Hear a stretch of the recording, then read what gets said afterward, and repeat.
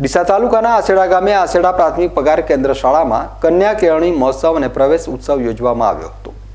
રાજ્ય સરકાર દ્વારા શરૂ થયેલા શાળા પ્રવેશોત્સવ કાર્યક્રમના અનુસંધાને આજે ડીસા તાલુકાની આસેડા પ્રાથમિક પગાર કેન્દ્ર શાળામાં પણ કન્યા કેળવણી મહોત્સવ અને પ્રવેશોત્સવનું આયોજન કરવામાં આવ્યું હતું, જેમાં આંગણવાડી, બાલવાટિકા, ધોરણ 1ના બાળકોને શાળામાં પ્રવેશ આપવામાં આવ્યો હતો। કાર્યક્રમમાં કુલ 57 બાળકો, જેમાં બાલવાટિકાના, ધોરણ 1ના તેમજ આંગણવાડીના કુલ 17 બાળકોને કુમકુમ તિલક કરી પ્રવેશ મેળવતા અભ્યાસ કીટ આપવામાં આવી હતી અને શિક્ષણ યાત્રામાં પગરણ કરાવવામાં આવ્યા હતા। સાથોસાથ શાળામાં વિશિષ્ટ એવી CET જ્ઞાન સાધના NMMS પરીક્ષામાં જિલ્લા તેમજ રાજ્ય કક્ષા મેરિટમાં આવનાર વિદ્યાર્થીનું મેડલ દ્વારા સન્માન પણ કરવામાં આવ્યું હતું।